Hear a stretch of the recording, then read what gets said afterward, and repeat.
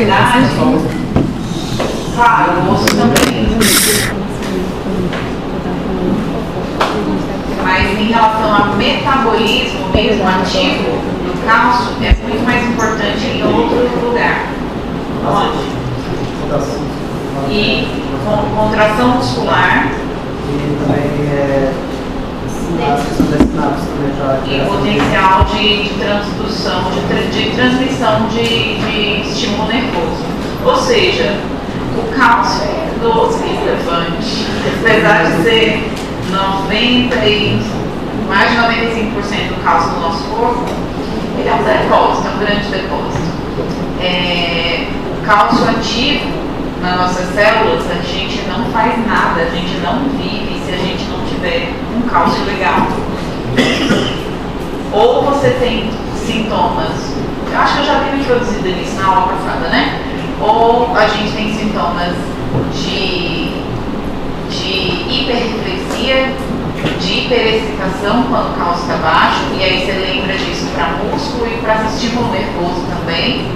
Então vai contrair, vai ficar hiperexcitado. Então, se eu extrapolo isso para o coração, eu posso ter fibrilação atrial, fibrilação ventricular e parada cardíaca por desorganização, contração mesmo. Ou você pode ter sintomas de hipercalcemia ao ponto de você ter coma induzido, simplesmente por hipercalcemia, tá? Então, tem que estar o cálcio bem bonitinho. Do contrário, que a gente pensa assim, ó, na prática clínica de verdade, eu sei que o cloro é importante, que o magnésio é importante, que os outros elementos, selênio, o povo adora dosar selênio, alumínio, não sei o que, não sei o que lá. O magnésio ainda é mais real na prática clínica. Mas daí você pega a voz de exame alterado, um dia desse veio uma voz bariátrica do cirurgião bariátrico, do cirurgião gástrico, o qual também faz acompanhamento. Doutora, eu trouxe para a senhora porque o doutor pediu, deu alterado, mas ele não me falou nada, eu fiquei com alumínio elevado. O que fazer com alumínio elevado, gente? Me diz, por favor, se alguém souber, na verdade eu quero aprender. Estava muito elevado? Muito elevado. Se tivesse muito elevado, nossa, está muito elevado. Sério, na boa. Se você não sabe o que fazer com o exame, não peça. Passa vergonha, porque eu inclusive falo, olha, por que ele não lhe falou, se ele pediu? Porque eu não sei, pra mim é feitiçaria, que nem mercúrio. Nossa, o mercúrio está elevado. Gente, eu moro em Rondônia, é real, quem aqui não come peixe? E não é por conta de campo, né? Porque tem mercúrio mesmo nos nossos rios. E aí? Tá o mercúrio elevado, e aí? O que você vai fazer? Então, se você vai pedir o exame e vai passar vergonha se vier alterado, sem saber o que fazer, não peça, tá? Porque são esses elementos meio aí da natureza que a gente não sabe muito o que fazer se ele vier alto. Se vier baixo, nossa, olha, eu estava baixo, ele me deu nada, toma. Agora se tiver alto, o que vai fazer? Pois é. E só no cálcio não. E aí eu vim, isso tudo era só para defender o cálcio, porque o cálcio de fato faz clínica muito importante. Eu vejo os residentes da cirurgia pedindo cloro para todo mundo. Cloreto, cloro. Não tem um exame da cirurgia geral lá da enfermaria que não tenha cloro. Aí eu vejo os cloro alterados e falo, e aí? Porque o sódio é super importante. O cloro também, só que o sódio é metabolismo de água. Então a gente sobe e desce o sódio, dando ou tirando, desidratando o paciente. Beleza? Está na clínica. Agora a porcaria do cloro. Ninguém conseguiu me explicar ainda. São dúvidas, tá? Levem esse pessoal da clínica e depois me tragam, por favor, de volta. Nunca vi ninguém fazer nada com exame de cloro alterado. Nunca vi. Então, para mim, é inútil desde que o paciente esteja clinicamente bem, desnecessário. Estamos gastando somente recursos. Magnésio a gente vê ele no metabolismo, inclusive no aparelho digestivo, tá? Causas de paralítico podem ser por alteração de magnésio. Então, magnésio, cálcio e sódio, pode continuar pedindo que você vai ter repercussão clínica deles. Os outros, gente, lenda urbana, produção de exame laboratorial e justificativa para vender reposição de qualquer coisa que eles queiram te vender.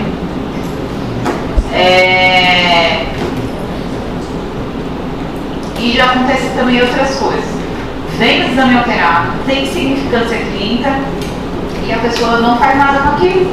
Então, eu já falei para vocês que eu tive pacientes com hipocalcemia severa, para mim quase compatível com a vida, e ela passou por diversos médicos, inclusive especialistas, foi internada como doida, primeiro internada como infartada, depois, eu acho que eu abri o PDF, né, não abri a apresentação, depois como, primeiro investigaram infarto, depois AVC, como não encontraram nada, introduziram a miodarona para essa arritmia cardíaca e deram uma alta com amitriptilina e não sei o que lá, dizendo que ela estava inventando, era psiquiátrica.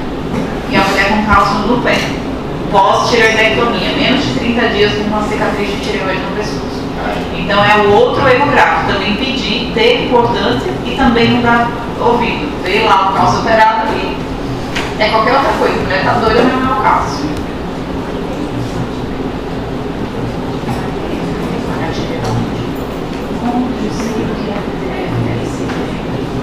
Mega é mais que K, né? Deve ser esse. Não, aqui.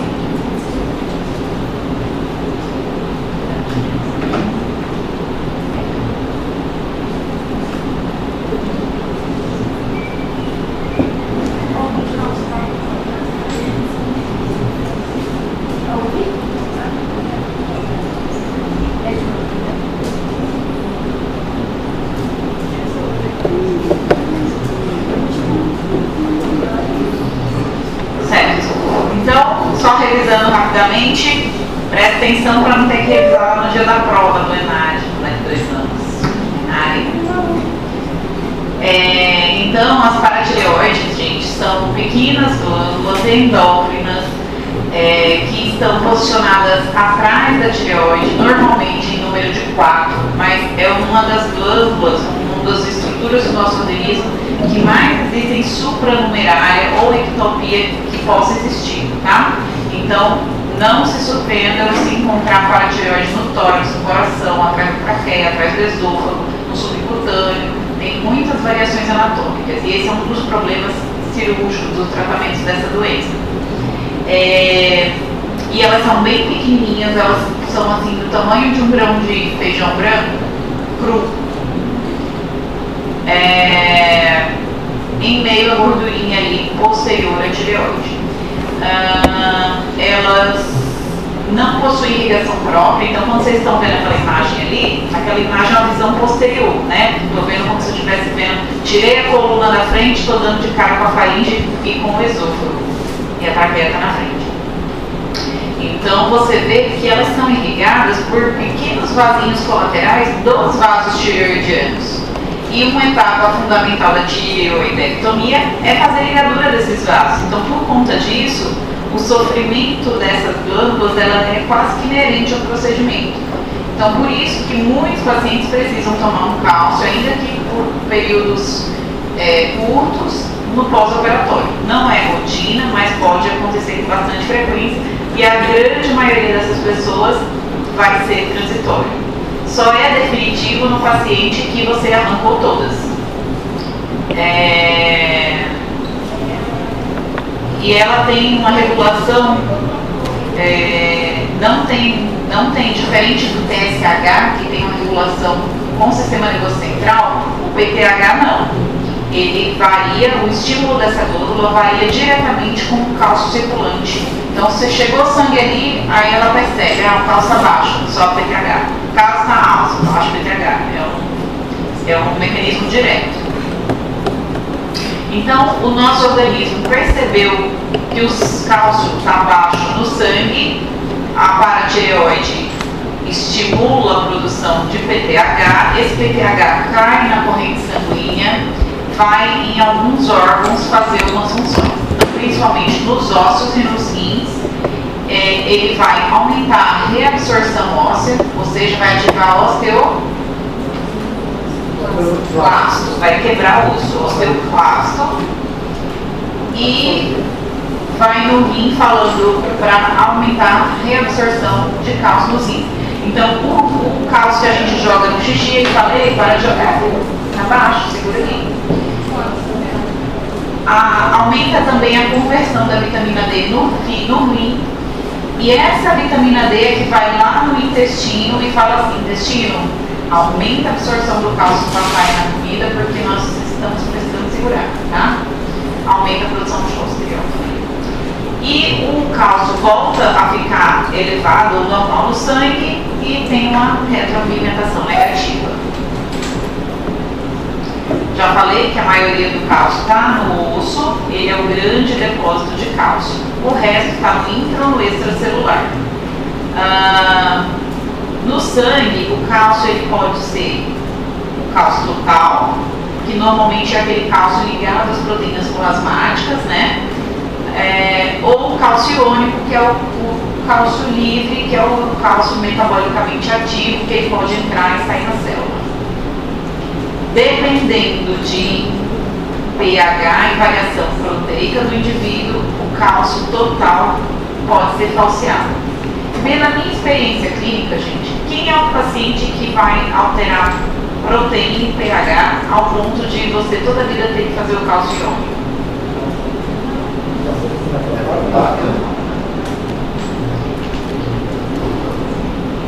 Tá, paciente renal, paciente hepático, mas esses pacientes está na cara que eles são zicados, né? E não é a grande frequência. É um paciente diferenciado que quem cuida dele já sabe aí dos problemas, das diferenciações dele. Mas fora esses dois grupos, pacientes que a gente vê que está desnutrido. O idoso pode entrar aqui? Pode. O idoso ele costuma ter uma desnutrição proteico-calórica relacionada à baixa ingesta. Perceberam que o idoso não gosta de comer carne? Sim, mas aí assim, a classe do desnutrido.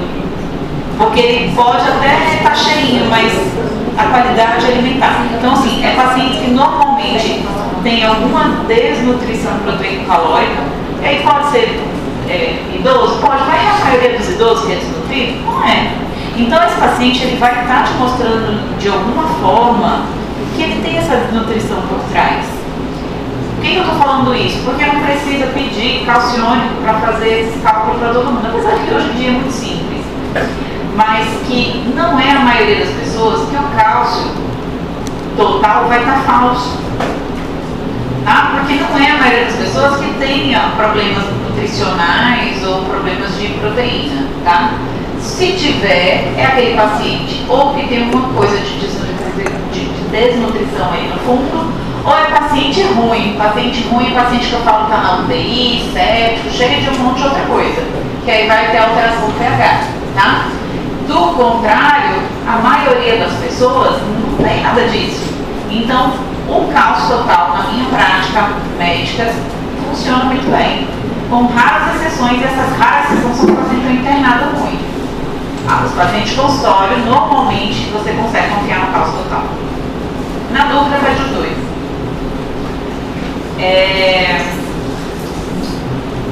O valor normal de cálcio PTH normalmente vai vir lá no laboratório, né? No papelzinho lá no laboratório que a gente fala, a referência. Mas é mais ou menos aquilo ali, e quando eu coloco os casos clínicos na prova, eu normalmente coloco também os valores de referência normal, tá? Igual vem no laboratório, mas é mais ou menos aquilo ali, tá? De 10,25, cálcio total de 8,5 a 10,5, e o iônico eu nunca decoro, é muito número pequeno para decorar, eu olho logo lá no negócio do laboratório. Se eu tiver hipocalcemia, como eu já falei para vocês, é por conta que o cálcio sérico está baixo, eu vou ter sintomas de hiperexcitabilidade, traduzidos desde parestesias, sensibilidade, formigamento, dormência. São os primeiros sintomas, gente, antes das câimbras. Formigamentozinho, uma dormência que é principalmente nas extremidades, pés e mãos ou boca. Um negócio estranho, a pessoa fala assim, um negócio estranho, como se tivesse dormido em cima do braço. Pronto, aqui. Então, eu coloco na minha prescrição, observar sinais de cãibra e formigamento, observar sinais de hipocalcemia, entre parênteses, cãibra e formigamento. Eu estou educando a minha enfermagem a não achar que a minha paciente é doida. O pessoal adora falar assim, não, o paciente está inventando. E não é. É uma coisa real e importante para mim no pós-operatório de tireoide, tá? Então, ela tem que me relatar. Se o paciente reclamar de formigamento, ela tem que me dizer, porque isso aí pode ser hipocalcemia. E se ela tem isso de forma muito precoce, pode ser que ela desenvolva tetania, cãibras para valer tetania e sintomas cardiológicos, se eu demorar demais para começar esse cálcio. Eu pegou a tetania? Hã? Eu pegou a tetania? Tetania, não. Mas quase. Não tipo obstómago, mas eu já peguei paciente que já ficou assim com as duas mãos, a pessoa reclama de muita dor, dói muito. E a cãibra, todo mundo já teve uma cãibra, que você fica sem respirar, né? Agora imagina isso nos dois braços, nas duas pernas, dói muito. Eu já peguei quando eu era interna o hipopotassemia, paciente vomitando. Eu não esqueço, era eu e a Tainá interna e a Neila, que era médica da UBS, a gente estava no internato falando com ela. E um moleque jovem chegou vomitando. E por acaso a gente, tipo vocês aqui, que na aula, na semana anterior, aí a gente prescreveu, foi super legal ver a reposição de potássio, o cara foi relaxando na hora, assim. E o cálcio é a mesma coisa, você coloca o cálcio na veia, a pessoa assim imediatamente relaxa, melhora. Só que para isso você tem que fazer reposição endovenosa. E essa reposição que tem que tomar cuidado, que não é de qualquer jeito. Porque se você pegar a bula do gluconato de cálcio, você vai ver que não poderia fazer nem um acesso periférico. Teria que ser acesso central. E também não poderia, por exemplo, botar no soro glicosado. Tem algumas questões. A gente coloca. E aí tem a velocidade de infusão. Por isso que tem que ser em bomba de infusão. Porque senão, da mesma forma que ele tem uma hipocalcemia, você transforma em hiper. E essa diferença de potencial de íons nas células do sangue pode dar aí uma ziquezeira, um revés 3, como disse minha mãe e meu pai. Então, cálcio baixo, tetania, cãibra, convulsão, precisa ser abordado rápido, tá? Quando eu estou com paciente com muita queixa na enfermaria, eu falo para o pessoal da enfermagem, corre lá na farmácia, não dá para esperar não. Não é aquele negócio que vou pegar o remédio, daqui 1 hora eu vou fazer. Não, é agora. E quando eu tenho hipercalcemia, os sintomas é exatamente o contrário. Parada cardíaca, constipação, fraqueza e coma.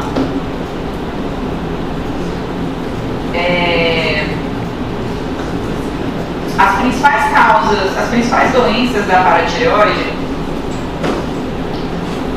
é o hiperparatiroidismo, o hipoparatiroidismo ou os tumores de paratireoide.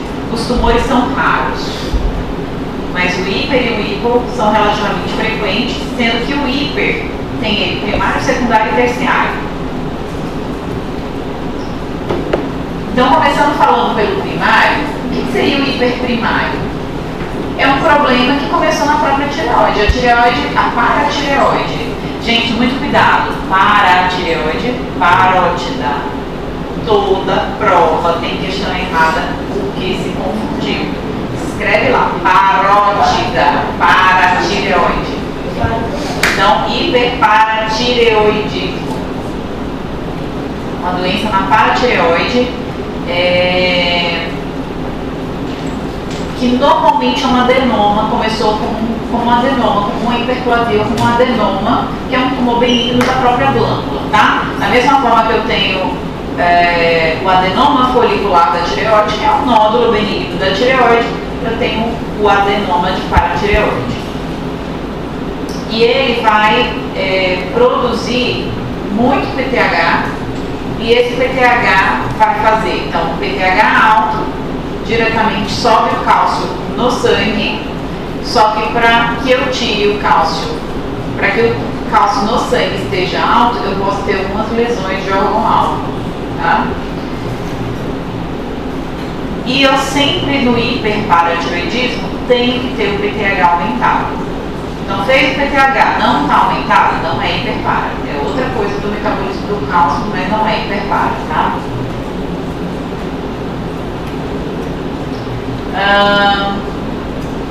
O hiperparo ele é mais frequente nas mulheres, principalmente após os 40 anos de idade. E o hiperparo primário é a principal causa de hipercalcemia na população. Então, ele é o gráfico de todas as hipercalcemias que tem, qual é a principal etiologia? Hiperplasia primária. Então, o problema da própria glândula. Depois, a gente vem com a hiperplasia provocada por uma causa secundária, que é como a gente vai ver o hiperparo secundário terciário. E, por último, muito raramente, graças a Deus, o carcinoma, tá? Esse hiperparo primário, gente, esse adenoma de paratireoide, ele faz parte, ele adora aparecer em prova de residência, por conta que ele faz parte dessas duas síndromes endócrinas múltiplas famosas. As três são famosas, né? Mas ele faz parte da NEM1, que é a soma de hiperparo primário com tumor hipofisário mais tumor de pâncreas, que é conhecida como... Alguém sabe? O nome dessa síndrome NEM1, tem outro nome para ela? Não, na verdade não é que tem outro nome para ela, é o tumor de pâncreas que acaba deixando, que é mais famoso, que é o tumor pancreático causando síndrome de Zollinger-Ellison. Junto com o tumor hipofisário, que pode parecer, normalmente é um prolactinoma, e o hiperparo primário. Então a gente vi um caso desse na enfermaria aqui do base. E a NEM2A é o hiperparo primário com feocromocitoma e carcinoma medular de tireoide. A NEM2B tem o carcinoma medular de tireoide, mas não tem o hiperparo. O quadro clínico desses pacientes com hiperparatireoidismo primário, a grande maioria de longe é assintomática. Então, não tem sintoma nenhum. Logo você faz o diagnóstico por acaso, fazendo esse monte de baterias de exames diagnósticos aí aleatórios, aí descobre, tá? Ou pode ter sintomas que são tão discretos que a pessoa nunca fez relação ou, sei lá, coloca em outra coisa. Polidipsia, mixúria, poliúria, dor abdominal, constipação, anorexia, náuseas, astenia, fraqueza, perda de memória, depressão, pancreatite. E vai entrar aqui, principalmente, ficou ali separado, mas principalmente as duas coisas que podem acontecer são as doenças ósseas e renais, que na verdade eu falo que é lesão de órgão-alvo. Então, ou os sintomas são sistêmicos de lerdeza, então fraqueza muscular, quem que aí não tem preguiça, uma fraqueza no corpo, cascar, uma sonolência, uma depressão, pega a população de mulheres acima de 40, 50 anos, pós-menopausa, se a maioria não tem isso.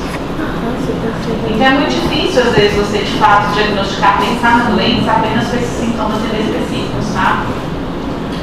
E quem dessa mulherada toda também não tem osteopenia, osteoporose? Então, por isso que às vezes também passa muito diagnóstico batido, porque é uma clínica fraca e que pode confundir com um monte de coisa. Mas a principal lesão de órgão-alvo é osso. Então, se o PTH sobe, o osteoclasto vai lá, ó, come no osso. E aí você tem osteopenia, osteoporose, dores ósseas, dores pelo corpo, dores articulares, até o ponto, aí sim a gente começa a pensar nessa doença, até uma fratura patológica. O que significa fratura patológica?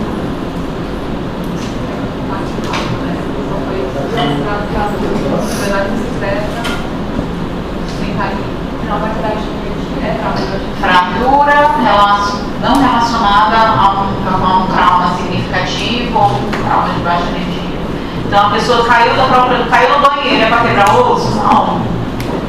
E essa fratura vai quebrar o osso? Não. Então isso é considerado uma fratura patológica que deve ter uma doença de base. Então a gente pensa logo em câncer. Mas uma outra doença que tem que pensar é essa doença aqui, tá?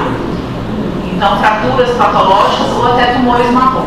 A gente vai ver o que é o tumor marrom, mas é um tumor que é benigno, entretanto, que ele tem um caráter maligno, e ele pode acontecer também no mieloma associado ao paciente que tem mieloma múltiplo. E o órgão-alvo rim é por conta, como o PTH alto vai lá no rim e fala assim, rim, segura o cálcio que a gente está precisando, o rim tem que segurar a peneira. E aí, com isso, começa a fazer uma deposição de cálcio importante. Então, nefrolitíase, nefrocalcinose, podendo levar até insuficiência renal por conta disso.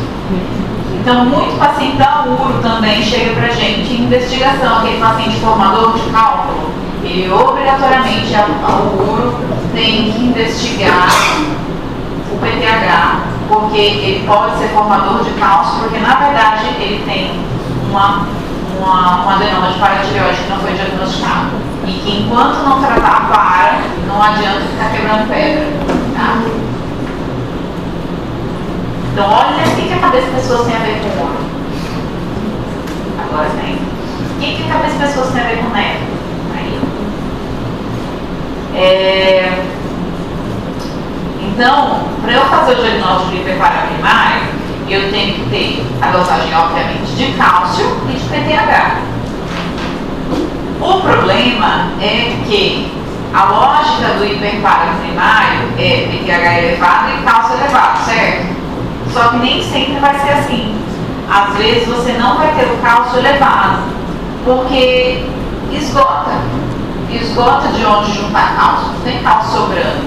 E lembra que o cálcio cérebro, o volume dele é pequeno. E que às vezes o paciente já está com osteopenia ou osteoporose tão importante que começa a faltar, né, esse metabolismo do osso aí, começa a não conseguir suprimir. E nem sempre o cálcio no sangue vai estar elevado. Pode ser que você pegue o PTH alto com a normocalcemia. Por isso que tem que olhar para o PTH para falar de hiperpara. Tem que também dosar fósforo, albumina, fosfatase alcalina, vitamina D e creatinina, nesse conjunto aí de metabolismo do cálcio.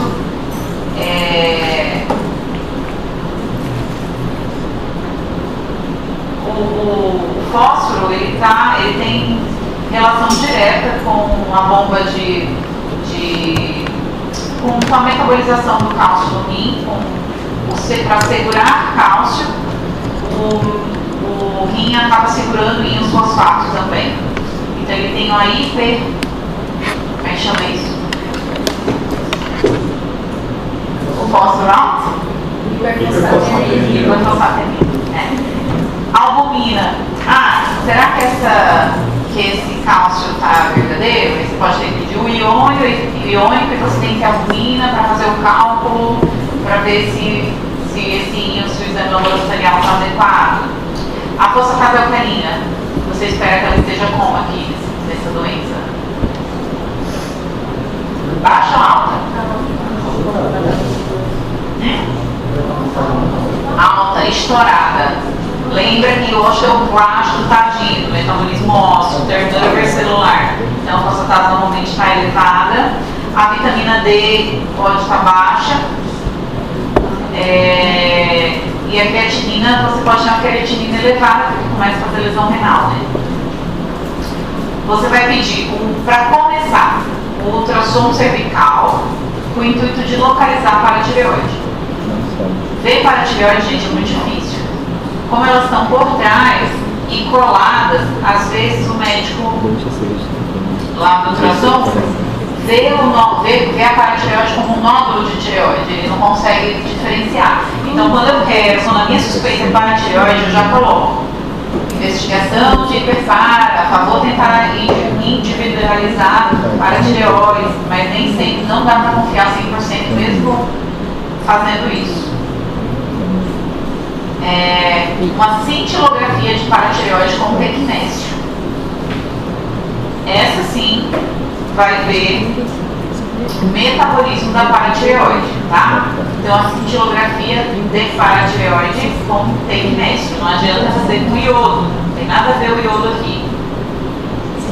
E também uma densitometria óssea para você avaliar como está esse órgão alto. Você pode até colocar aqui o ultrassom de rins e vias urinárias. Será que esse paciente formador de cálculo tem história prévia de cálculo renal?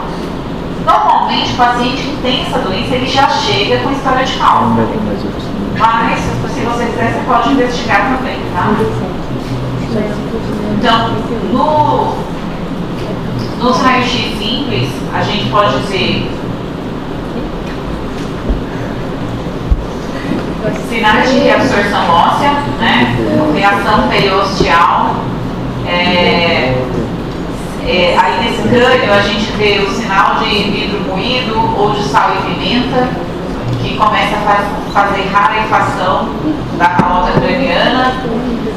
Ali de cima é uma cintilografia de paratireoide mostrando que há uma hiperfunção da paratireoide inferior direita, dá pra ver, né? Inferior direita.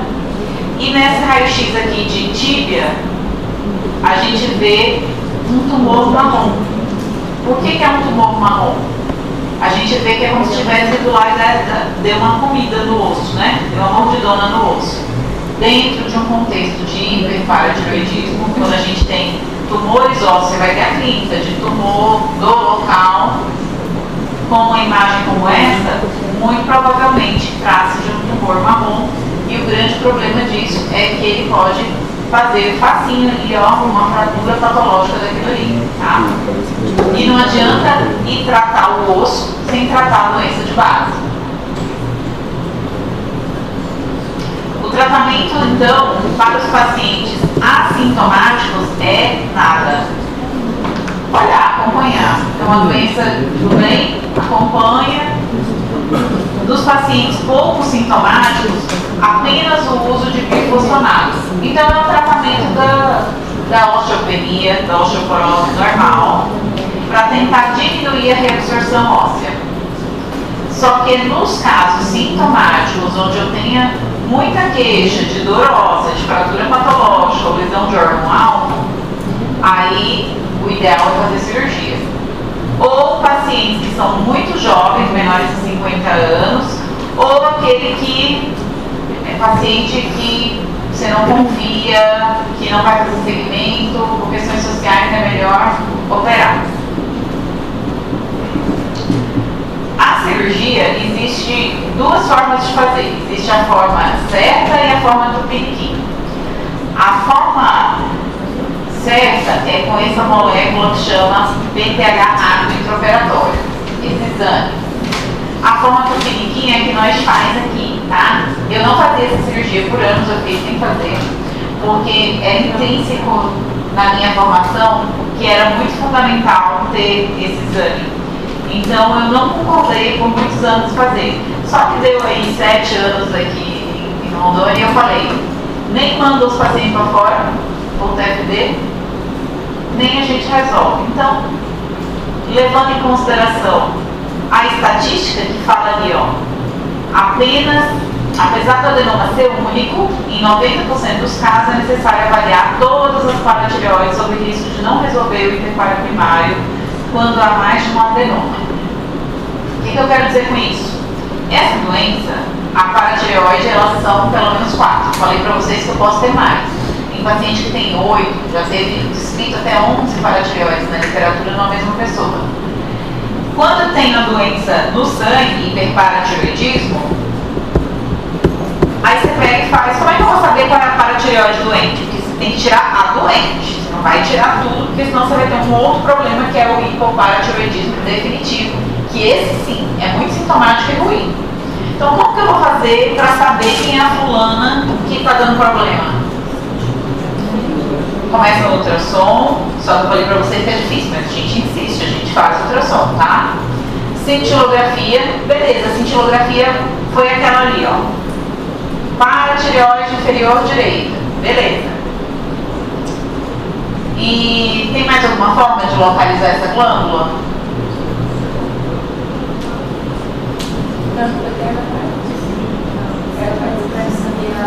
Não, eu quero saber quem é a paratireoide problema, quem é que tem um adenoma. Lembra que é um tumor. O que é o adenoma? É um tumor benigno próprio da glândula. e que ali está me dizendo que apenas que em 90% de todos os casos só esse adenoma é uma glândula só, é uma só, o resto está sadia. E aí eu tenho que ir para a cirurgia e tirar essa sadia. E parece ser muito fácil ir lá, abre o pescoço, vira a tireoide, dá um cara crachá nesse lado direito, dá um cara crachá aqui do lado esquerdo. Ah, eu acho que é você. Vai lá e trata ela. Beleza? Beleza. Tira.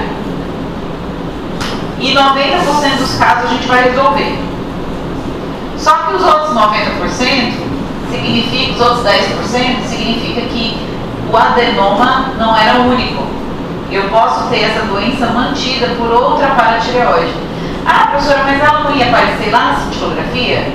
Nem sempre. Na verdade, na maioria das vezes, não. Porque eu costumo brincar para vocês que paratireoide é que nem lobo. Tem o alfa, aí ele aparece. Aí quando você mata o alfa, aí você rapidamente tem o segundo, né? O novo alfa. Então, paratireoide na cintilografia, normalmente a gente vê aquela dominante e que a gente, se tiver um segundo, a gente só vai conseguir ver depois que ela saiu. Só que, depois em que momento? O ideal é que fosse no intraoperatório. E como que a gente faz isso? Como que a gente melhora a acurácia da nossa cirurgia para ter que operar e resolver de uma vez só? Com um PTH rápido intraoperatório. Só que a gente não tem. E por isso que a gente faz o método do piniquim, que abre o pescoço, olha um lado, olha o outro, dá uma olhadinha em todas e escolhe qual é a que está mais cara feia. 90% dos casos, teoricamente, a gente vai resolver. Só que, se eu tiver essa dica de orientação, eu faço uma cirurgia seletiva. Quando eu entro no pescoço e falo que dou uma olhadinha, ó, o paciente tem problema na tireoide? Porque vocês viram que ela está atrás da tireoide. Para eu ir lá olhar essa paratireoide, eu tenho que ligar a veia média e eu tenho que descolar a tireoide. Descolar a tireoide e achar um nervo laringeal recorrente. Então eu tenho o risco de lesão da tireoide, do nervo, posso ter que fazer tireoidectomia se começar a sangrar, de um lado, do outro lado. E depois que eu saí, resolvi, fechei a cirurgia, puta, voltou a doença, vamos operar de novo? Deus me livre. Uma recirurgia do pescoço, lembra que vai fibrosar tudo em cima do nervo e é péssimo, o risco de lesão nessa nova cirurgia é grande. Então, por isso, o ideal é que a gente tivesse aquele PTH rápido para resolver tudo nessa mesma cirurgia. E se ela estiver certa que a paratireoide inferior direita é o problema, a gente diminui inclusive o porte da cirurgia, fazendo um cortinho pequeno, indo só nela, não manipulando o nervo, não explorando o nervo, muito menos o do outro lado. Você diminui os riscos de lesão da paratireoide, lesão ali, de tudo ali na região, diminui o risco de sangramento, diminui o risco de lesão da tireoide, que não precisa tirar a tireoide na cirurgia dessa glândula. Só que não temos. Por que não temos? É um exame de laboratório, tá, gente? É um exame de sangue. Só que é um exame de sangue que é caro para fazer. Esse rápido é um kit de rápido processamento que em 10 minutos sai o resultado e a gente fica de braços cruzados esperando sair o exame. Hoje o PTH que a gente dosa aqui, eles, por exemplo, um alfa-clean da vida, né? Um alfa-clean, CEA-clean, laboratórios maiores, eles têm toda a população de Rondônia, imagino eu. Aí eles pegam os exames de todo mundo que é pedido ali, sei lá, naquela semana e abrem um kit de laboratório para 50 exames. Eles vão abrir isso aqui se só tiver 3 exames por mês? Não, porque é caro, custa, sei lá, 5 mil reais um kit desse para fazer um exame laboratorial que eles cobram 50 reais. Tanto que muitos exames ainda vão para São Paulo. Você vê, né? Ah, esse exame aqui foi para fora.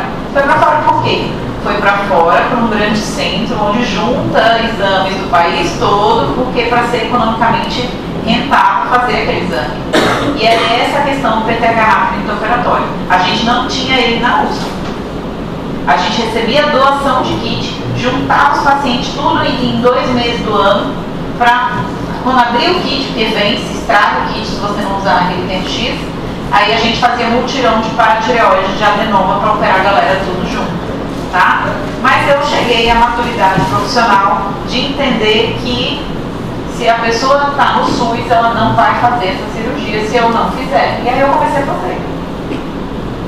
Estou jogando na loteria, 90% de chance do meu favor.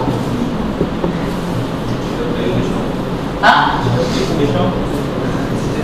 Não, o problema é... Ó, o que aconteceu? Teve um caso que eu recebi de um senhor com tumor de tireoide. Me mandaram ele com Bethesda 4, com caroço feio de 4 centímetros do pescoço. Ele tinha tido câncer de próstata e câncer de estômago o último 2 meses atrás. Aí eu fui operar como câncer de tireoide, porque a punção sugeriu isso. No pós-operatório, o patologista me liga desesperado. Como é que está teu paciente? Eu, tá bem. Ele, não, porque era um puta adenoma de paratireoide, ou seja, nem era tireoide. Ele tinha uma paratireoide intratireoidiana, que só conseguimos ver na biópsia da cirurgia que era um baita adenoma de paratireoide.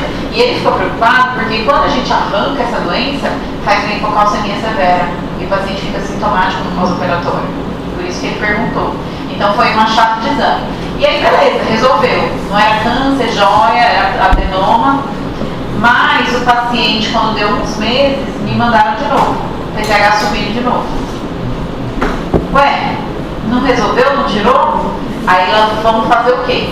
Cintilografia de paratireoide com tecnésio de corpo inteiro. Sabe onde é que está a paratireoide hiperfuncionante? O segundo adenoma era adenoma, tá? Hiperparaprimário. No tórax, no mediastino. Eu ia achar na cirurgia? Nunca. Mesmo que tivesse PTH intraoperatório? Nunca. Eu ia ficar com ódio, vasculhando o pescoço dele, ia causar lesão iatrogênica, procurando e não ia achar. Ele operou disso? Não. Por quê? Porque ele considera-se oligosintomático. Ele é um senhor, tem a osteoporose dele, toma o bifosfonado e está vivendo muito bem. Vai fazer uma cirurgia arriscada para procurar um carocinho de feijão no mediastino? Não. Tá? Mas se a doença dele fosse severa, ia ter que procurar sim. Vocês acompanharam o raciocínio até aqui? Não estão dormindo? Um pouco, né? Eu também sou confesso. Tá. PTH rápido intraoperatório. O que é isso então? É um exame de sangue que simplesmente vai dizer como é que está o PTH circulante rápido, de forma rápida. O PTH, gente, diferente do TSH, que eu tenho que esperar 2 meses depois que eu mudo dose de remédio para eu conseguir confiar no eixo hipotálamo hipófise, ele é de rápida circulação. Então, após a retirada do tumor, eu uso essa rápida depuração do PTH como ferramenta para saber se eu tirei o tumor benigno que era produtor de PTH. Ele melhora muito a eficácia da cirurgia após retirada do hiperparaprimário. Como que funciona?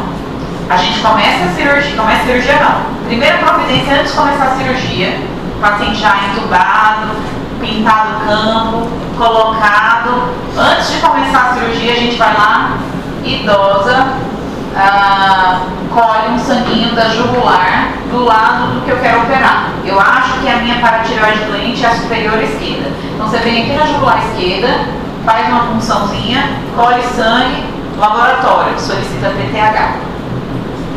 Aí você vai na cirurgia, achou paratireoide superior esquerda, tá com cara de doente, eu acho que era mesmo, arranca fora, tira ela fora, espera 10 minutos de relógio, pega uma agulhinha de novo e vai lá na jugular de novo.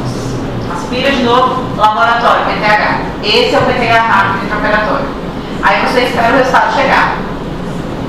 O resultado, caso tenha caído mais que 50% da dose de parâmetro inicial, significa que muito provavelmente a paratireoide que você tirou realmente era responsável pelo tumor e está tratado. Tchau. Se não cair, significa que você pode ter um adenoma secundário, um segundo adenoma, e aí você tem que continuar a cirurgia para procurar ela, tá? Ali é um exemplo de paratireoide doente, ela fica aumentada, tá o adenoma, então ele é para ser um grãozinho de feijão. Ali, ó, tava 3 vezes a moedinha de 10 centavos. Então isso aqui é só a lógica do PTH rápido intraoperatório. Se caiu, fim da cirurgia, porque provavelmente se tratava do adenoma. Se não caiu, tem que dar uma olhadinha em todas as outras para ver se você acha outra paratireoide com cara de doente.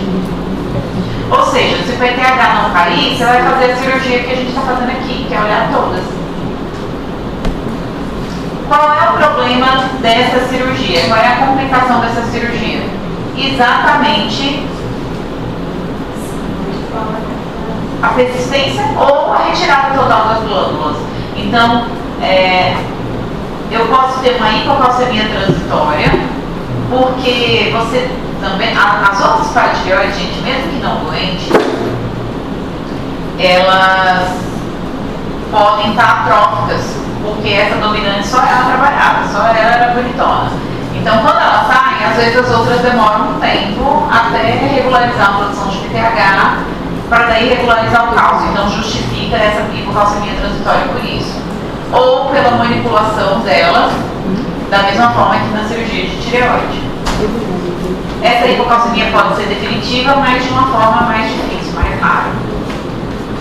Os sintomas de hipocalcemia são os mesmos da hipocalcemia pós-operatória de tireoide. Formigamento, cãibra, parestesia, trussôstigos, TEC. Outra complicação é recidiva ou permanência do hiperpar, que é o que aconteceu com o meu paciente que eu contei com vocês, o meu vozinho que teve PTH aumentado. Ou lesão do nervo laringeu recorrente, outra lesão igualzinha da cirurgia da tireoide, sangramento e hematoma. Certo? Alguma dúvida de hiperparo primário? Então, só para revisar, é a causa mais frequente de hipercalcemia na população. Isso já vi que é em prova de residência. É a causa mais frequente. Viu lá? Pegou aquele exame laboratorial alterado. Ai, Jesus, o que eu faço? Pedi o cálcio aqui, não sei para que serve. Primeira doença que tem que pensar, hiperparo primário. É mais frequente, só que a maioria das pessoas são assintomáticas ou oligosintomáticas. E o problema dela que você tem que pensar é lesão de órgão-alvo, principalmente rim e osso. Rim e osso. No tratamento cirúrgico, tirou o adenoma, resolveu. Agora, o hiperpara secundário. Esse aqui é mais frequente, tá? O hiperpara secundário, gente, ele pode ser secundário a várias coisas. Ele pode ser secundário à doença renal, de longe é o mais frequente e é o mais florido pra gente. Mas pode ser frequente, mas pode ser por conta de medicamentos, tipo quem usa lítio, quem faz remoção de fósforo, mas tem ficado mais frequente na nossa população por conta de erro alimentar e por conta de cirurgia bariátrica, o hiperparasecundário ou deficiência de cálcio e de vitamina D na dieta. Então tem começado a aparecer coisa que não aparecia antigamente. Era raro falar que tinha hiperpara por hipovitaminose, mas agora é mais frequente, tá? Focando na doença renal crônica, porque é o paciente mais exuberante, é um tipo de hiperparas secundários que acontece nos pacientes com doença renal avançada. São pacientes que já fazem hemodiálise há muitos anos. O que acontece nesses pacientes? De forma crônica, eles têm uma perda de cálcio, porque o rim dele não filtra, né? Ele perde cálcio, faz retenção de fosfato e ele também tem a vitamina D baixa por conta da insuficiência renal. Isso faz com que estimule as paratireoides dele a produzir muito PTH. Que ela não sabe que ele tem insuficiência renal. Ela fala assim, meu filho, vou produzir aqui, bora dar um jeito aí. Só que o rim não funciona pela doença renal intrínseca, seja lá o motivo da insuficiência renal dele.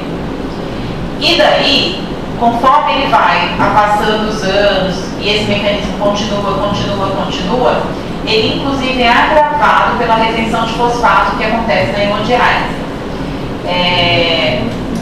E conforme esse PTH está aqui, ó, subindo cronicamente, o osso dele já está esfoliando. Então, saiba, todo paciente renal crônico tem osteoporose grave, normalmente, tá?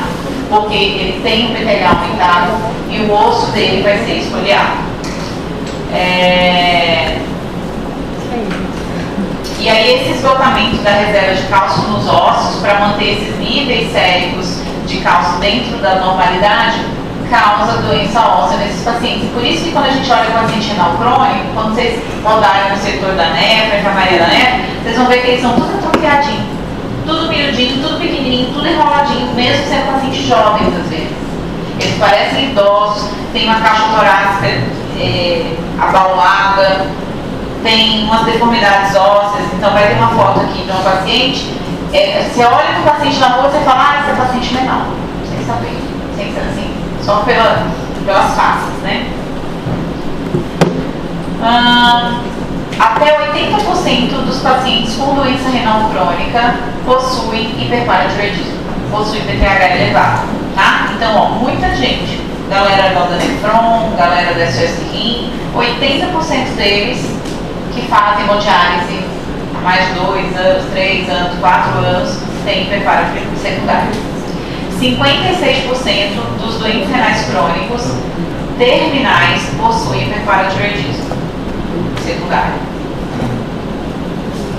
E aí, gente, como o mecanismo dessa doença, ele não é específico da glândula, é um estímulo sistêmico de todas as glândulas, porque todas as glândulas paratireoides percebem esse cálcio cronicamente baixo no sangue. Então, todas são estimuladas à hiperplasia. Por conta disso, quando a gente for fazer o exame de imagem, a gente não espera encontrar uma glândula doente, mas todas, tá? Ocorre a hiperplasia das paratireoides secundário ao estímulo constante e de longa data ao PTH elevado, porque ele estava cronicamente perdendo, PTH cronicamente elevado, e isso faz com que as glândulas todas vão ficando hiperplásicas, aumentadas. Normalmente, cessado o estímulo da doença renal crônica, como que poderia acontecer isso? Transplante. O paciente está na fila do transplante, conseguiu um rim, teoricamente acabou esse problema com o cálcio no corpo, porque o rim novo filtra, o rim novo não precisa, normaliza o cálcio sérico do paciente, e aí, a princípio, acabou a história de ter PTH alto. Só que em alguns pacientes isso continua. As paratireoides dele estão tão grandes que ele não consegue mais falar assim, ei, tá bom, não precisa. Então ela não consegue regredir, diminuir e persiste esse estímulo de hiperpara primário, e isso é que vai dar origem aos hiperparas terciários, tá? Muitos dos pacientes renais que fazem transplante regredem a doença, só de ter feito transplante. Alguns vão regredir e vão piorar, vão evoluir para o hiperparaterciário, lembrando que o hiperparatiroidismo vai sobrecarregar o rim transplantado e ele pode ter falência do rim transplantado também por conta disso. O quadro clínico dos pacientes primeiro aquele paciente, a história clínica dele é o paciente renal crônico, vai ter hemodiálise há muitos anos. E esses pacientes, diferente do hiperpara primário, eles são extremamente sintomáticos. Sintomas de dor óssea, osteodistrofia, deformidade óssea, fraturas patológicas e tumores marrons. Esse é o paciente da nefra. Paciente mirradinho, pequenininho, com esse tórax abaulado, com as proeminências ósseas, malares, maxilares, abaulada, e ela, claro, tem um tumor de maxila aqui, né? Olha o rim, nefrocalcinose, depósito brutíssimo de cálcio nos rins. E esses ossos aqui, osteodistrofia, esses ossos são uma esponja, por isso que quebra, por isso que faz fratura patológica, tá? Me lembrem daqui a pouco de eu mostrar um paciente para vocês. Eu tenho uma paciente bem legal de tumor marrom. Como que faz o diagnóstico dessa doença? através da dosagem do PTH também. Então, para começo de conversa, hiperpara tem que ter PTH aumentado. Aquele PTH do hiperpara primário, gente, era em torno de... O normal era até 55, se não me engano.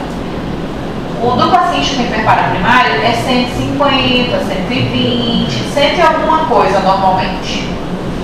Esse paciente de hiperpara secundário, o PTH dele é 1.500, 2.000, 2.500. É estourado em comparação ao hiperpara primário, tá?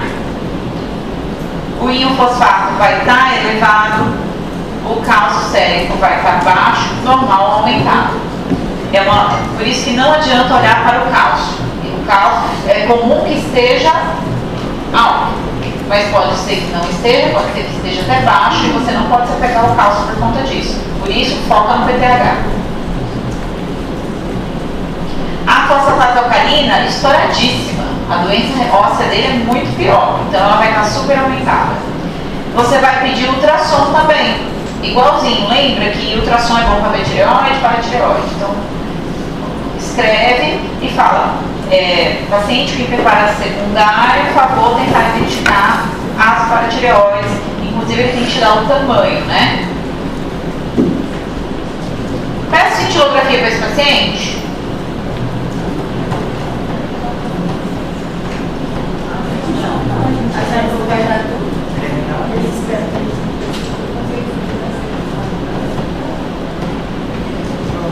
A gente pede. Por quê? Como a gente sabe que são todas paratireoides doentes, pela lógica, vai operar, não precisa, né? Mas será que ele tem ectópitas? E só a cintilografia, que é de corpo inteiro, que a gente consegue, porque esse paciente é o paciente mega sintomático, lembra? Lembra que eu falei assim, não precisa operar não, mas se for sintomático, precisa. Aí já pensou que você come bola com a paratireoide ectópica num cara que é muito sintomático? Então a gente pede a cintilografia, porque a cintilografia ela é de corpo inteiro. Pelo menos ela pega tórax, que é a tórax pescoço. Porque se você tiver um hiperpara também, e pode ser que tenha isso, numa glândula hipertrófica, ectópica, você já tem que se preparar para tentar resolver esse problema logo. Ou pelo menos falar para ele, porque se ele não sabe, ele não quer resolver, né? A paciente que eu vou tentar mostrar para vocês se eu achar, gente, é uma paciente que tinha isso aqui, só aqui na mandíbula. Ela não abria, ela não fechava mais a boca, tá, né? A língua para fora, com um tumorzão de mandíbula, de síndrome de mandíbula. E ela veio para mim para operar a mandíbula. Que o nefro mandou para operar a mandíbula. E ela corria o risco de fraturar a mandíbula, ela não conseguia morder, era uma bola, tinha uma bola de dente dentro da boca. E ela queria operar a mandíbula. Quando eu falei para ela que ela tinha que operar o pescoço, ela, mas como assim? O que tem a ver o pescoço? Ela não conseguia compreender por que para operar o osso, o tumor ósseo da boca, ela tinha que operar o pescoço. E o nefro não falou para ela. Enquanto eu não resolvo o hiperpara, se eu opero o osso de uma pessoa sem resolver o hiperpara, só dela fazer assim, ó, ela fratura. Ela quebra aquela mandíbula dela no meio, tá? Porque eu ia afinar, tirar o osso, ia deixar um osso esponjoso numa musculatura macetotireoideu, musculatura da mastigação super forte. Na hora que ela mordesse, ia quebrar a mandíbula, fazer uma fratura patológica. Então eu tinha que tratar a doença hiperpara e tirar o osso que ela precisava, o tumor.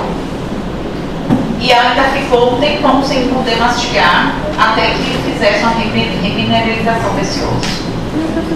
Tá, beleza, fizemos o exame de imagem, né? E o tratamento clínico porque esses pacientes, gente, ninguém gosta de operar eles, tá?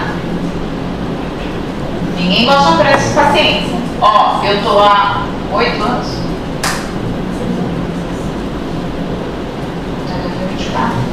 Voltei 8 anos para Rondônia. Desde que eu voltei, eu vim operar o primeiro hiperpara secundário ano passado. Antes de mim, desde que eu voltei, nenhum outro cabeça-pescoço, até onde eu sei, opera isso. Por quê? Porque não sabe? Não, só porque não gosta. Por que não gosta? Porque esse paciente dá trabalho clinicamente depois. E as eclipses da nefro até então não abraçavam a causa. Esse paciente lá em Ribeirão, na minha residência, ele ficava na enfermaria da NEF. Aqui, para eu operar um paciente desse, eu tenho que levar ele para UTI. E o NEF está junto. É um paciente que dá muito trabalho no pós-operatório, tá? Então, gente, quando a gente vê aqui tratamento clínico, vocês vão ver que não é o ideal, é enxugar gelo. Mas é o que os pacientes daqui de Rondônia, a maioria ainda faz, é enxugar gelo.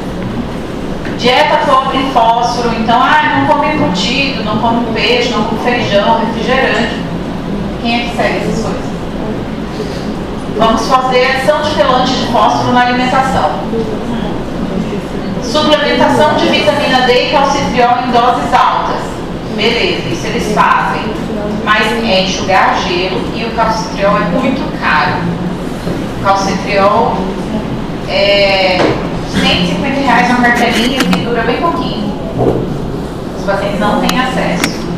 E na verdade, a única coisa de fato que segura essa doença um pouco é o cinacalcete, que é um agonista do receptor de cálcio na paratireoide. Tá? Então ele meio que simula bloqueia o receptor de cálcio para ele não perceber que o cálcio circulante está baixo para parar de produzir PTH. Só que isso é caríssimo, eu não sei quanto é. Joga alguém aí na internet, vê o valor do cinacalcete da ampola. Não é padronizado no SUS. Para pedir tem que fazer uma 9 horas danada, entra na justiça, essas coisas. É R$900. Pois é caro. Pra gente pode até não ser, mas o paciente que depende disso, que não tem todo dinheiro nem no busão para ir fazer o negócio, é caro. Então, ele melhora, estabiliza clinicamente os pacientes, só que tem muitos pacientes que não têm intolerância a ele e aquela questão do custo-benefício frente à cirurgia, até para o Estado, é mais barato. Pode fazer operar um paciente desse, que vai resolver definitivo, ou ficar pagando.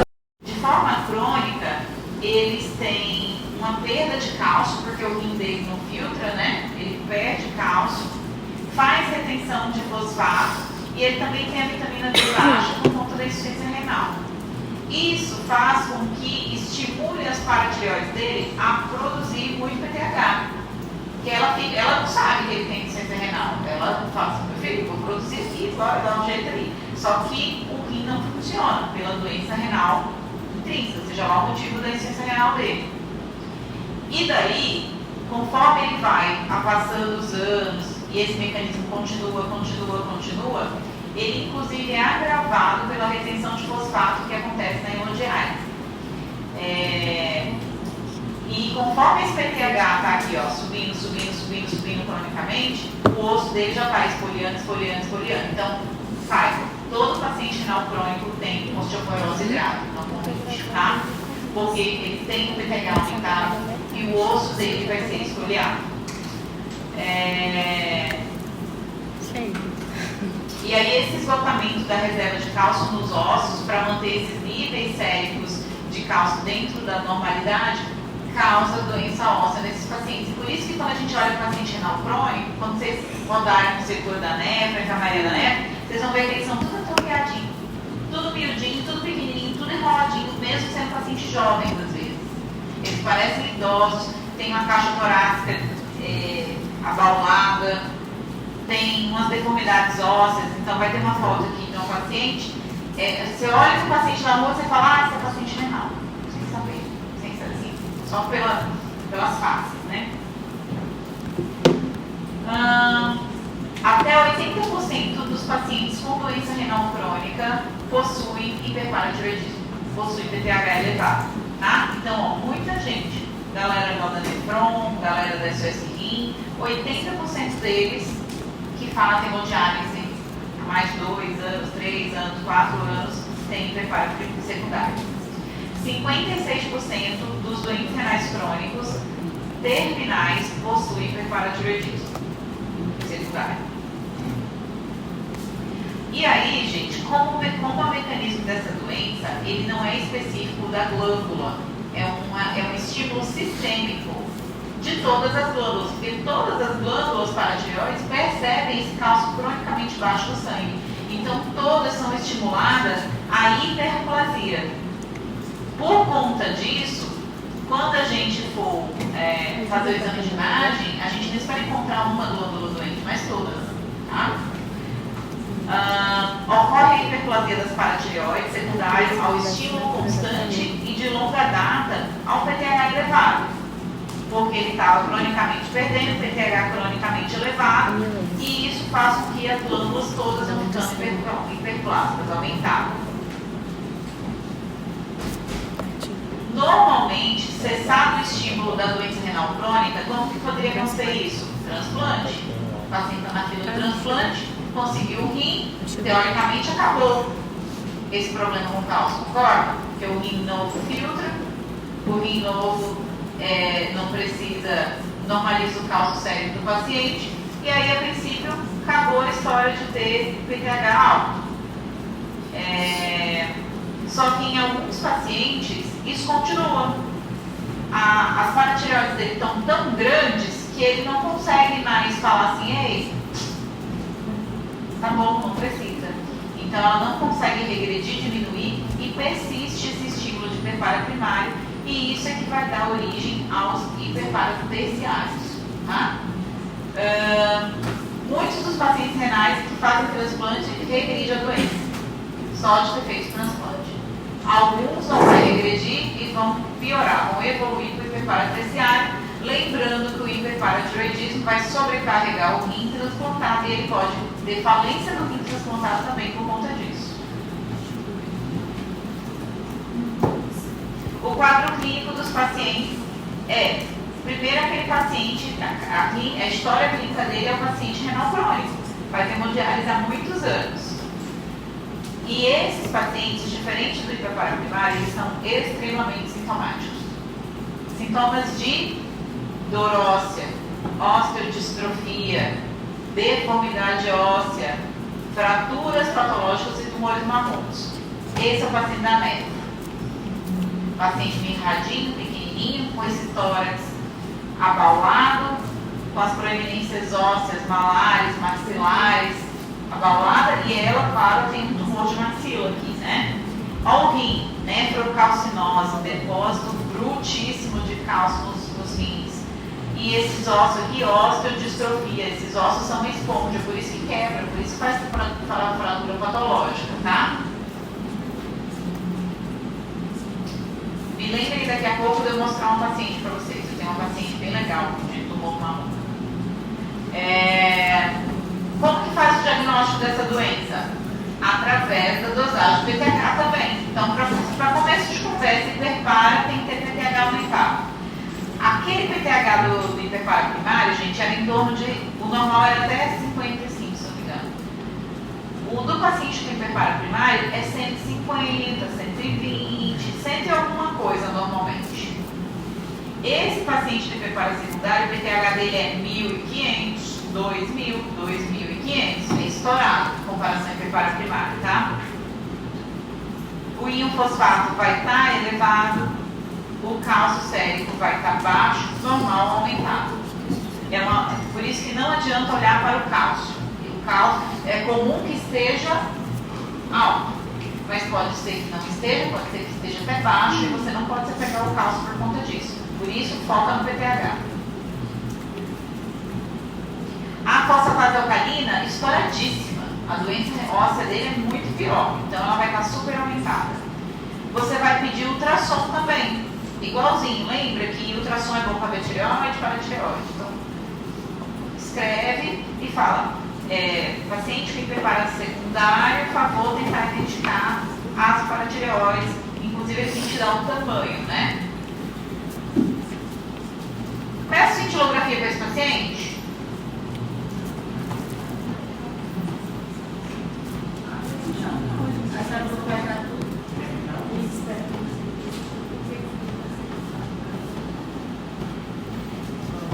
A gente pede. Por quê? Como a gente sabe que são todas paratireoides doentes, pela lógica, vai operar, não precisa, né? Mas será que ele tem ectópica? E só na cintilografia, que é de corpo inteiro, que a gente consegue, porque esse paciente é o paciente mega sintomático, lembra? Lembra que eu falei assim, ó, não precisa operar não, mas se for sintomático, precisa. Aí já pensou que você come bola com a paratireoide ectópica num cara que é muito sintomático? Então a gente pede a cintilografia cintilografia, porque a cintilografia ela é de corpo inteiro. Pelo menos ela pega tórax, que é a tórax, pescoço. Porque se você tiver um hiperpara também, pode ser que tenha uma glândula hipertrófica, você já tem que se preparar para tentar resolver esse problema logo. Ou pelo menos falar para ele, porque se ele não sabe, ele não quer resolver, né? A paciente que eu vou tentar mostrar para vocês se eu achar, gente, é uma paciente que tinha isso aqui, só aqui na mandíbula. Ela não abria, ela não fechava mais a boca, tá, né? A língua para fora, um tumorzão de mandíbula, síndrome de mandíbula. E ela veio para mim para operar a mandíbula. E o nefro mandou para operar a mandíbula. E ela corria o risco de fraturar a mandíbula, ela não conseguia morder, era uma bola, tinha uma bola de dente dentro da boca.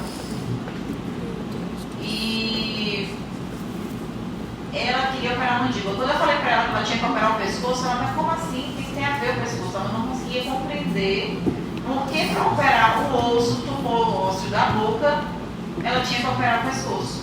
E o nefro não falou para ela. Enquanto eu não resolvo o hiperpara, se eu opero o osso de uma pessoa sem resolver o hiperpara, só para ela fazer assim, ó, ela fratura. Ela quebra aquela mandíbula dela no meio, tá? Porque eu ia afinar, tirar o osso, ia deixar o osso esponjoso, numa musculatura macética, tireoideu, musculatura da mastigação super forte. Na hora que ela mordesse, ia quebrar a mandíbula, fazer uma fratura patológica.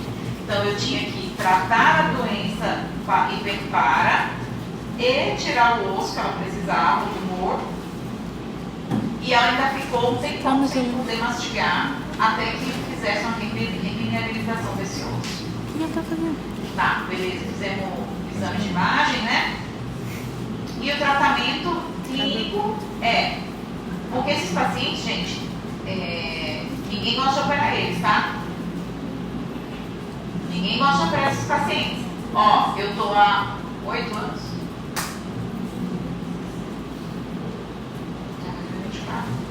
Voltei 8 anos para Rondônia. Desde que eu voltei, eu vim operar o primeiro hiperpara secundário ano passado. Antes de mim, desde que eu voltei, nenhum outro cabeça de pescoço, até onde eu sei, opera isso. Por quê? Porque não sabe? Não, só porque não gosta. Por que ele não gosta? Porque esse paciente dá trabalho clinicamente depois. E as equipes da nefro até então não abraçavam a causa. Esse paciente lá em Ribeirão, na minha residência, ele ficava na enfermaria da nefro. Aqui, para eu operar um paciente desse, eu tenho que levar ele para UTI. E o nefro está junto. É um paciente que dá muito trabalho no pós-operatório, tá? Então, gente, quando a gente teve tratamento clínico, vocês vão ver que não é o ideal, é enxugar gelo. Mas é o que os pacientes daqui de Rondônia, a maioria ainda faz, enxugar gelo. Dieta pobre em fósforo, então, não come embutido, não come peixe, não come feijão, refrigerante. Quem é que segue essas coisas? Vamos fazer adição de quelante de fósforo na alimentação. Suplementação de vitamina D e calcitriol em doses altas. Beleza, isso eles fazem. Mas é enxugar gelo e o calcitriol é muito caro.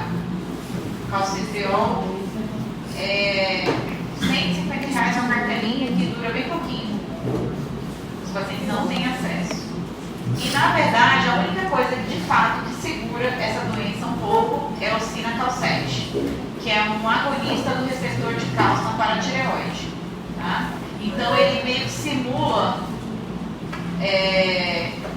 bloqueia o receptor de cálcio para ele não perceber que o cálcio circulante está baixo para parar de produzir PTH. Só que isso é caríssimo, eu não sei quanto é. Joga alguém aí na internet, vê o valor do sinacalcete da ampola. Não é padronizado no SUS. Para pedir, tem que fazer uma 9 horas da NASA, entra na justiça, essas coisas. É R$900. Pois é caro. Pra gente pode até não ser, mas um paciente que depende disso, que não tem dinheiro nem no busão para ir fazer o negócio, é caro. Então, ele melhora, estabiliza clinicamente os pacientes, só que tem muitos pacientes que têm intolerância a ele e aquela questão do custo-benefício frente à cirurgia, até para o Estado é mais barato.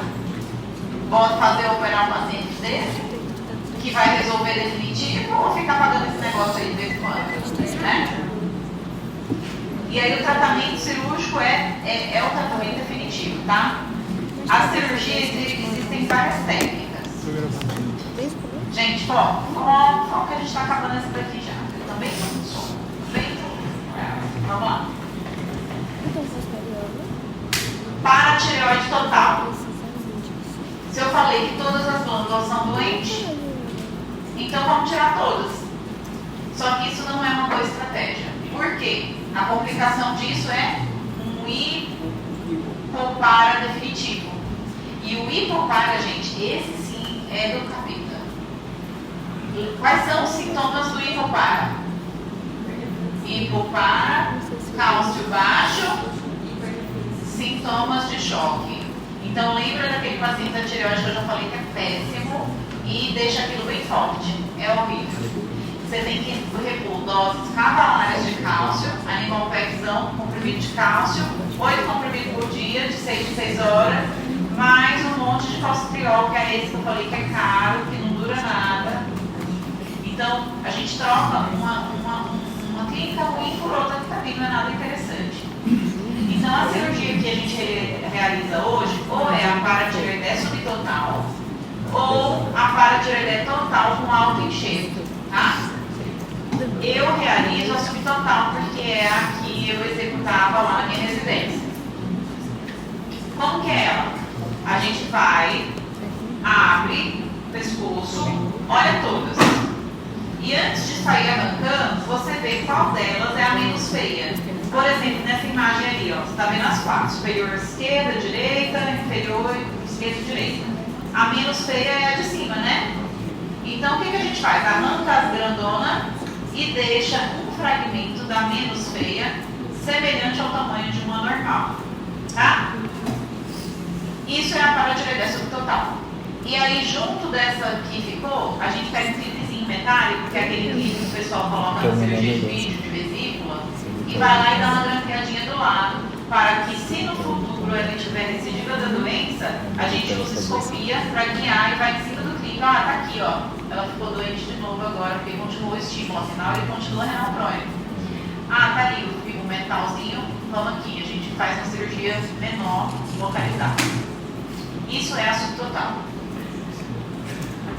A total com alto enxerto, a gente tira todas, pega um fragmento da mais bonitinha, que seria aquela mesma ali, faz um patezinho, a gente faz um tartar ali com uma lâmina de bisturi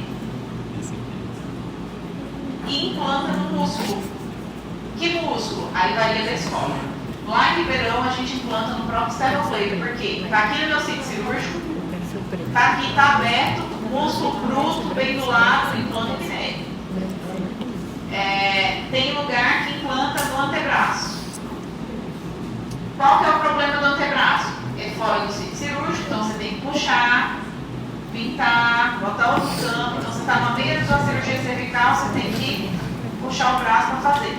Ah, faz um cortinho aqui, ó, e bota aqui na musculatura do antebraço, que é essa imagem que vocês estão vendo. E o pessoal do INCA, esse eu não gostava não, o povo do INCA se acha. O povo do INCA coloca na musculatura intercostal. Por que eu falo assim, é melhor, é pior? Professora, uma coisa aqui, se você vai fazer ela total, por que você fala do jeito que faz parcial? Porque se você tem que fazer ela no enxerto dela depois. Porque a vantagem desses enxertos, tá? E ela pega. Como que é esse enxerto? Tem vídeo no meu Instagram, uma vez eu coloquei. Isso, deixa eu ver se eu acho. Tava junto? Olha lá. Sabe Deus quando é que foi?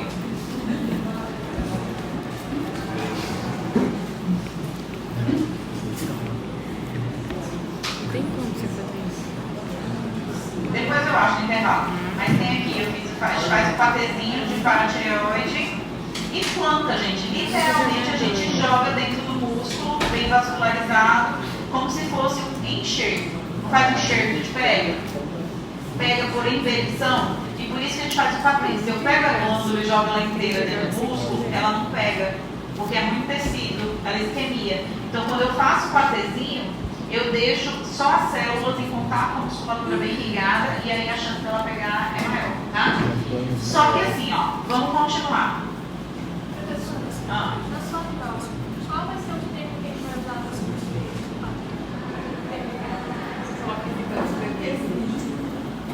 Para tireoidectomia, é aquilo ali.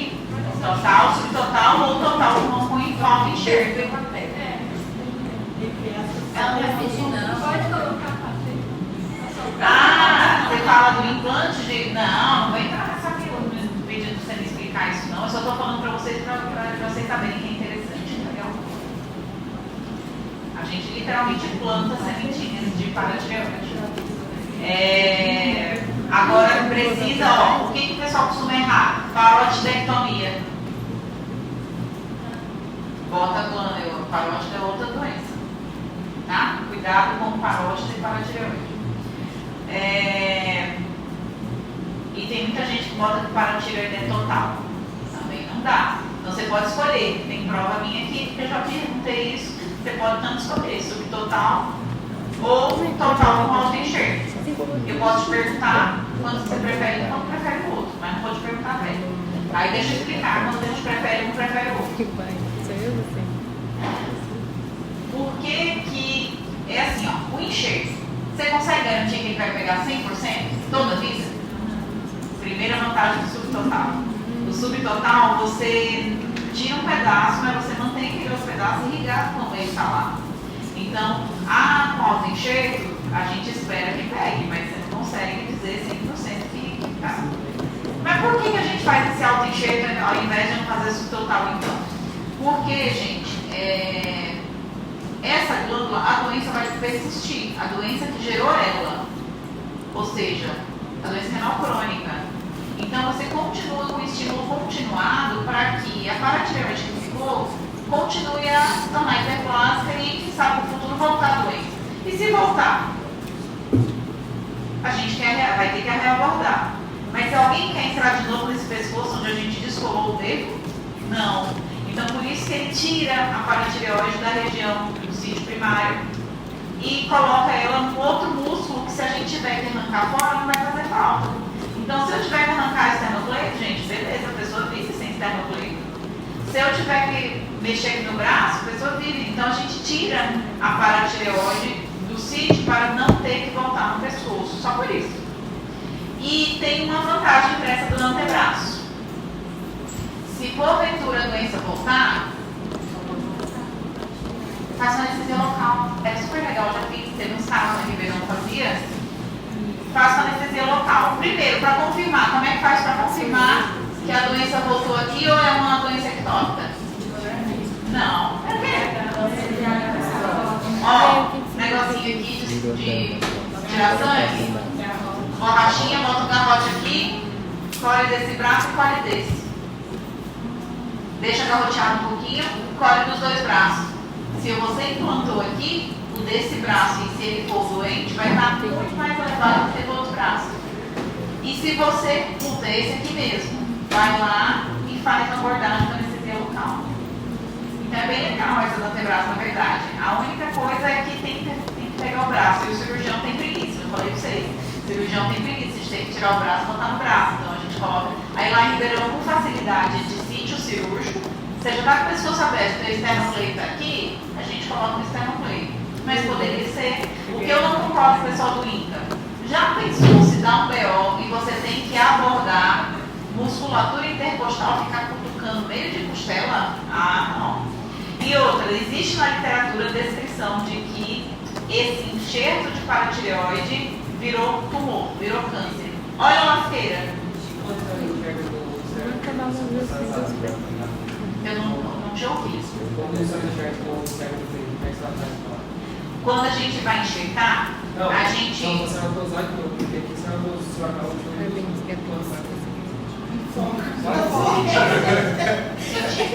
Sentido.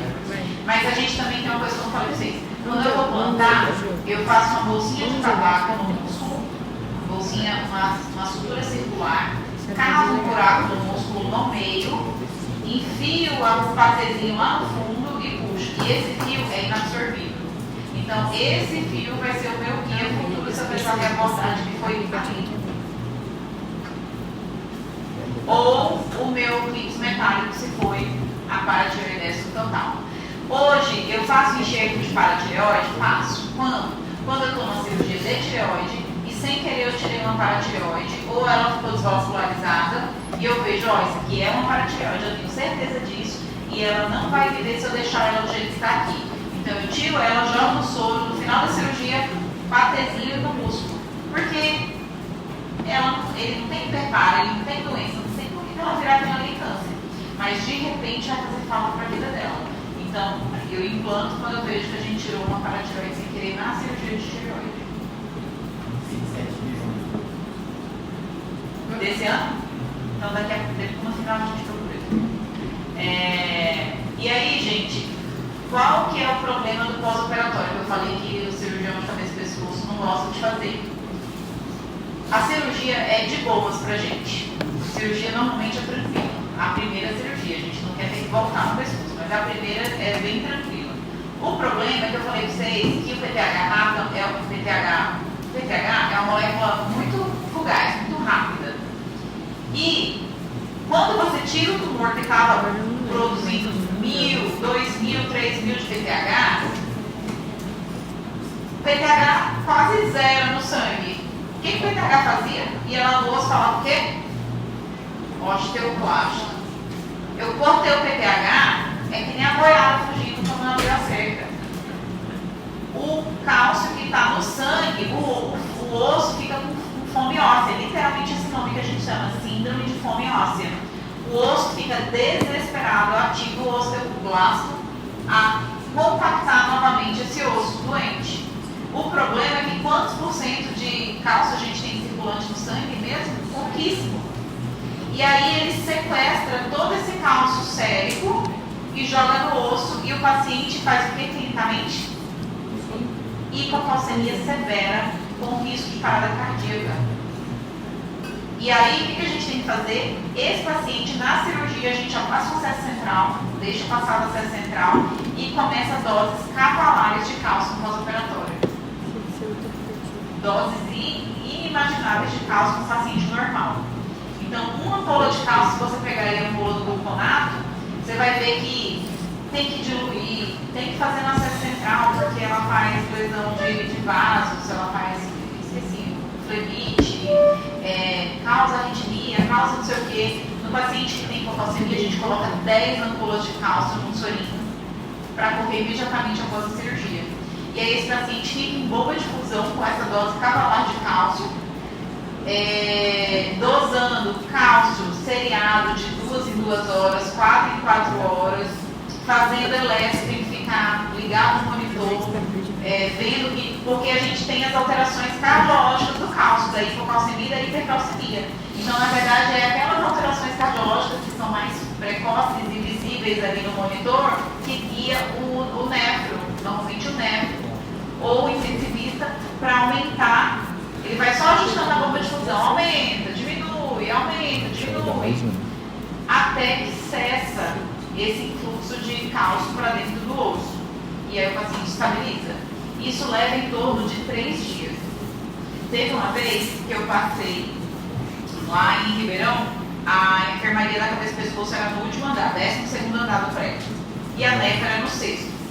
E aí eu passei lá na nefro para ver esse paciente que a gente tinha operado no dia anterior, e ele estava no banheiro, tô tomando banho, então tá bom, vou passar na minha enfermaria, na volta a gente passa aqui. Aí passou na nossa enfermaria, deu meia hora, a gente desceu de novo para ver ele. Quando a gente viu a galera juntar assim em cima dele, o homem fez edema agudo de pulmão, estava entubando ele. Estava tomando banho. Por quê? Por conta desse fluxo, dessa loucura de cálcio, provavelmente idoso, tinha alguma insuficiência cardíaca, e aí não tolerou essas alterações, foi pro tubo.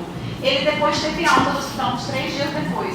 Mas assim, o problema é esse período crítico, que a gente não dá conta de cuidar. De fato é algo ou para nefro ou para intensivista. Só que o intensivista muitas vezes sozinho não sabe cuidar desse paciente.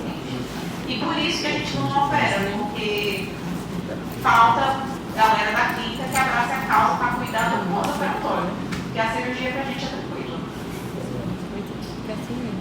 Tá. E aí, gente, esses pacientes, quando chegavam na enfermaria, essa é uma das cirurgias que eu acho mais fantástica. Os pacientes chegam com esse osso aqui, tá vendo? Esse primeiro osso, essa bacia horrorosa, com fratura patológica. Mas foi andar, caiu, quebrou. O paciente chega cadeirante, chega acamado de dor no corpo, mesmo quando não tem fratura patológica, ele tem muita dor no corpo, dói tudo. Esse paciente sai com esse osso novo andando com uma semana do hospital. Ele sai andando, é tipo, levanta e anda. É tipo isso, é muito legal essa cirurgia. Você vê clinicamente muita diferença. Eu fico triste de não poder executar ela mais aqui, porque certamente tem paciente que precisa. Que ocorre essa mineralização óssea. E lembra quando eu falei da minha paciente com tumor ósseo? Adianta eu operar um tumor ruim, botar placa e parafuso no osso ruim, sem tratar a doença que está causando isso primeiro? Não. Então por isso que tem que tratar e prepara. Complicação, o hipopara definitivo ou a doença que voltou.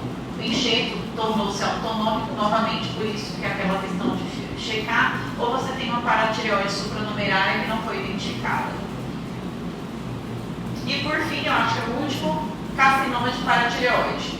Isso aqui é raro, eu acho que eu só vi um ou dois ou três na minha vida de cabeça e pescoço. Ainda bem, porque ele é bem ruim, parecido com o anaplasma. Tá? Ele é típico carcinoma anaplasma, super ruim.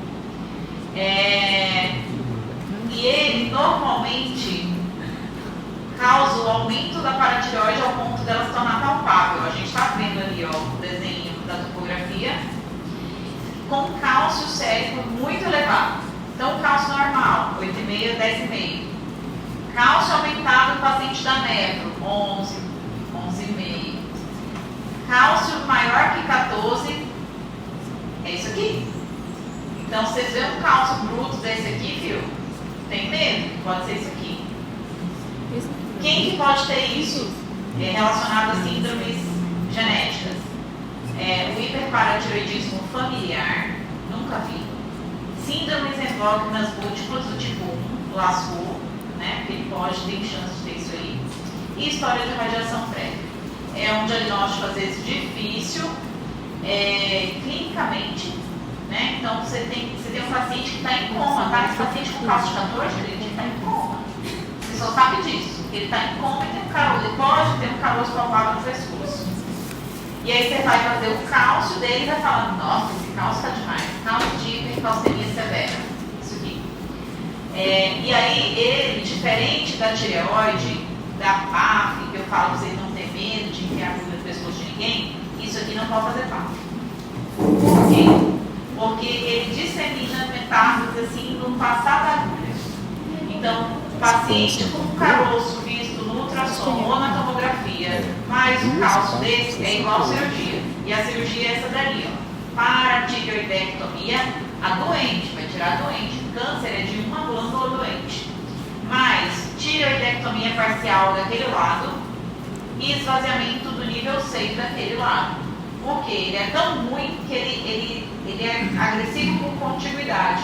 Então, para garantir que dá margem, tira a tireoide desse lado, que ele está grudado, e tira a zíngua desse lado também, do nível 6, que está grudado. Ele pode dar metástase para pulmão e fígado, e por isso tem que operar o mais rápido possível. Finito. Essa familiar hiper ou É hiper? Tudo é hiper, é o que a gente estava falando. A hipo, gente, a hipo foi só na iatrogênica. A hipo é só pós-cirúrgico. Concorda? Que dia, Tadeu?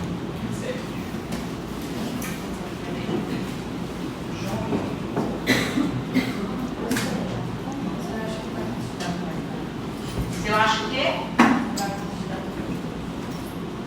Era mais semana que vem. vocês querem ter tudo hoje? Porque você tem que ficar depois aqui conversando, preciso ir às aulas 4, tentando ouvir depois do almoço, ficar direto na tá, calma, deixa eu só achei isso.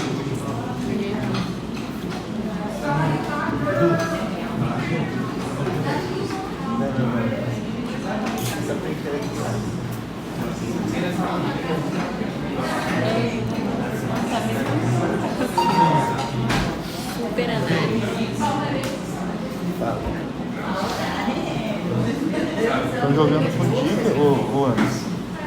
Tô jogando contigo. Que mentira, que contigo. Apaga uma luzinha só. Respeita. Respeita a história. Peraí, Pessoal, a gente está na cirurgia de tiroidectomia e junto com a glândula acabou saindo isso aqui, ó, vem cá. É uma glândula paratireoide que é responsável pela regulação de cálcio no nosso corpo. Se por acaso sai, sem querer, por acidente, a pessoa pode evoluir com hipocalcemia, com necessidade de tomar cálcio pro resto da vida às vezes. Então, a gente tem pelo menos 4. Aqui saiu acidentalmente uma junto com a glândula, mas eu vou reimplantá-la. Eu faço um pequeno pateio da glândula e reimplanto ela num músculo bem ligado ali da região, literalmente plantando ela, e daqui a algumas semanas ela vai voltar, ela vai revascularizar e vai voltar a produzir PTH, que é um hormônio importante para a regulação do cálcio, diminuindo assim a necessidade de mais um medicamento no pós-operatório. Então, pessoal, eu estou aqui, esse é o músculo e o patezinho que eu fiz está lá na profundidade. Agora eu vou fechar esse músculo e a minha sementinha está lá dentro. Vai voltar a funcionar. Isso aqui é a traqueia, né? Está queimado aí, aqui é a traqueia. E eu puxei o esternocleido aqui de um lado, fiz um buraquinho, enfiei lá dentro, fecho, é isso. Literalmente plantando salas geóides, tá? São geóides. Vai, intervalinho. Eu tô bem presente na minha garganta.